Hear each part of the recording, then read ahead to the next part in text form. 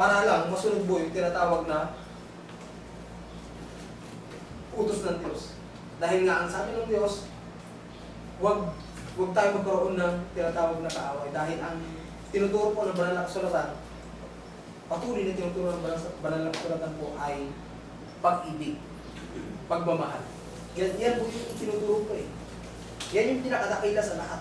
Chapter 13 ng 1 Corinthians, 13:13 ng 1 Corinthians, pinakadakila sa lahat.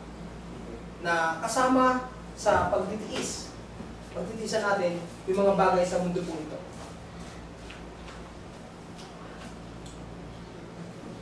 Ang sabi ng Luke chapter 14 verse 26, kung ang sino mang tao pumaparito sa akin at hindi napupuot sa kanyang sariling ama at ina, asawang babae, mga anak, at mga kapatid na lalaki at mga kapatid na babae, oo, pati sa kanyang sariling buhay man, ay hindi maaaring maging alagad ko.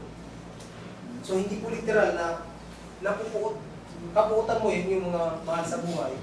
Ang sinasabi po ng Biblia rito ay yung tinatawag na, ano po ito eh,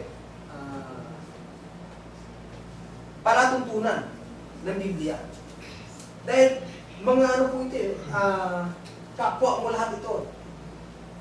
Sinabi niya, ulitin ko po, kung ang sino mang tao pumaparito sa akin, kung sino po, sumampalataya sa ating Panginoon si Kristo at hindi napupuot sa kanyang sariling ama, ina, asawang babae at mga anak, mga kapatid na lalaki at mga kapatid na babae, oo, pati sa kanyang sariling buhay man, ay hindi maaaring maging alagad Diyos.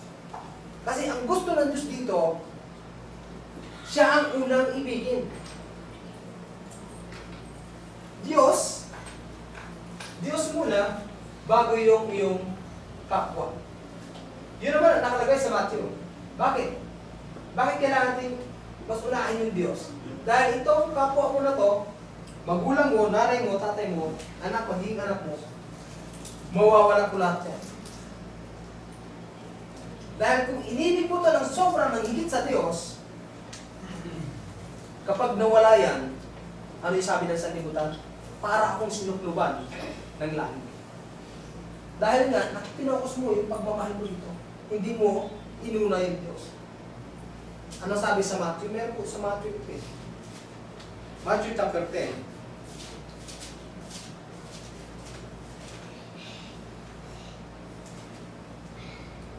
Ang sabi ng verse 37, chapter 10, ang umiibig sa ama o sa ina nang higit kaysa akin. Ang sabi diyan. Muli ko pong basahin. Ang umiibig sa ama, sa ina, nang higit kaysa akin, ay hindi karapat-dapat sa akin. At ang umiibig sa anak na lalaki o anak na babae, ay nang higit kaysa akin, ay hindi karapat-dapat sa akin. Bakit nga? Dahil nga, ang unang mong ibigin ay ang Diyos bago ang iyong kapwa. Dahil nga nabanggit natin, kung mawala yung mga yan, sobrang sakit. E kung mas inuna niyo po ang Diyos, kung inuna natin yung Diyos, mawala man itong ito, siyempre, masasaktan tayo dahil naging parte ng buhay natin yan. Pero hindi masyado masakit dahil mas inuna natin ang Diyos. Ang Diyos, hindi tayo iiwanan yan. Nandyan siya, magpakailanman. Ito yon. Sa pagpasok ng pagiging isang alagad, dapat buuin loob natin dahil hinalimbawa diyan sa Luke chapter 14 verse 28 na ang sabi po ay ganito 14:28 hanggang 30.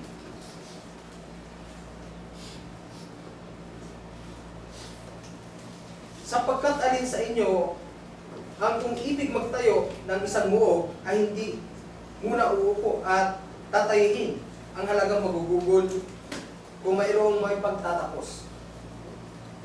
Baka kung mailagay na niya ang patibayan nang hindi matapos, ang lahat ng mga makakita ay magpasimulang siya ay libakin. So, kung ang sino mang tao ay ibig tumayo ng isang muog o tinatawag na building o bahay, tapos hindi mo matatapos, yung mga taong makakita ay lilibakin ka o tutuyain ka dahil Nagtayo ng bahay ang tao ito, tapos hindi pala kaya tapusin.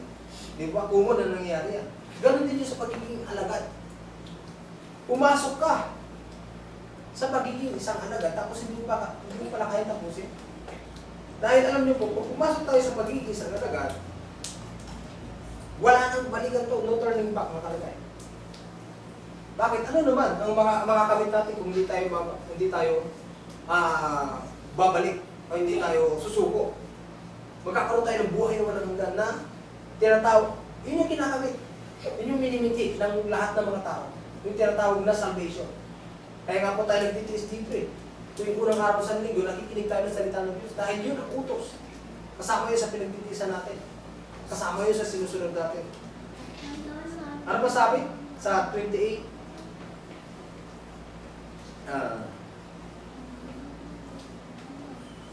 31.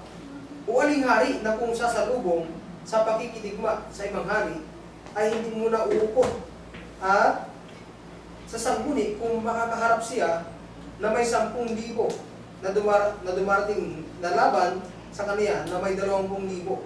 O kung hindi, samantalang malayo pa ang isa, ay magsusugo siya ng isang sugo at hihingin ang mga kailangan sa pagkasundo. Kaya nga, sabi sa 33, sino man sa inyo na hindi tumangki sa lahat niyang tinatangkilik ay hindi maaaring magiging alagad ko.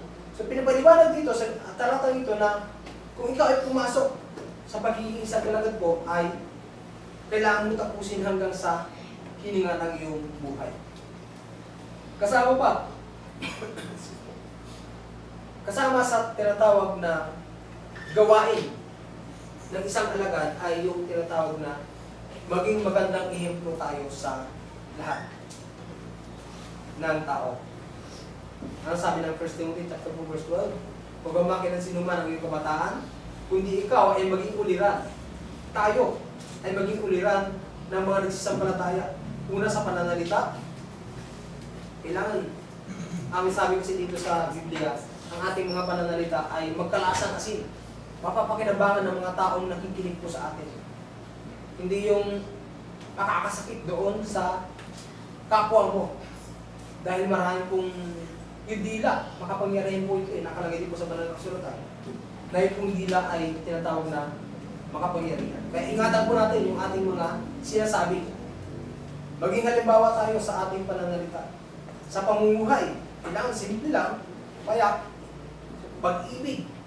Maging halimbawa tayo sa tinatawag na pag-ibig o pananampalataya at sa kalinisan. Panlima, huwag sumunod sa takbo ng mundong ito o yung tinatawag na tradisyon. Dahil kamakailan lang,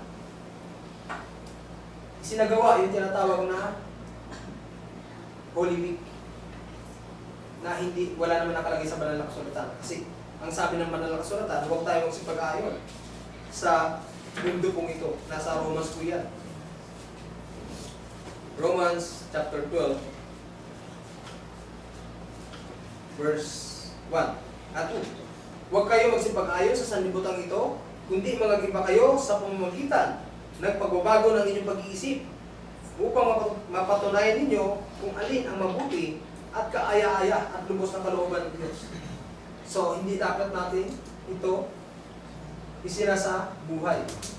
Yung November 1, pistang patay po ba yan? Pasko, kasama yan. Sa hindi po natin isinasa buhay. Mark 7:7, may sinasabi po ang talata patungkol sa tradisyon po na ito. Ang sabi ng Mark 7 verse 7, ganito po yung sinasabi. Katapot walang kabuluhan ang pagsamba nila sa akin, na nagtuturo ng kanilang pinakaaral, na utos sa mga tao. Kung hindi po utos ng Diyos yan, utos po ng tao ito. Ano po? Ang sabi dyan, walang kabuluhan. Nilisan ninyo ang utos ng Diyos at inyong pinangahawakan ang saling-saling sabi ng mga tao. Ang sabi dyan, ayun. Ito po ay utos ng tao. Ito pong tinatawag na Holy Week na tradisyon po kasi ito. Kaya naging nagsalin-salin na o nag-transfer sa hanggang sa panahon po natin ngayon.